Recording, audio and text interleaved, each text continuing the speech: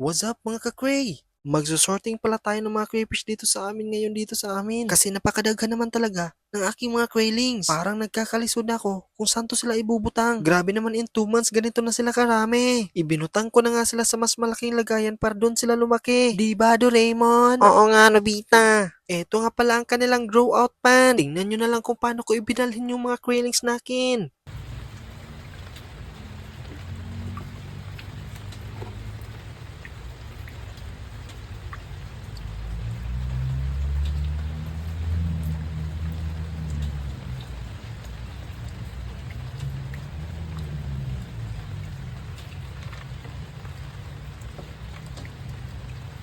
Grabe naman talaga sa dami nila. Parang mahuhurot na talaga yung bahog dito sa amin. Magkakalisod na naman ako sa pagpapakain nito. Di ba, Shuneo? Oo nga, Nobita. Kaya yun lang muna sa ngayon mga ka-Cray. Bye-bye!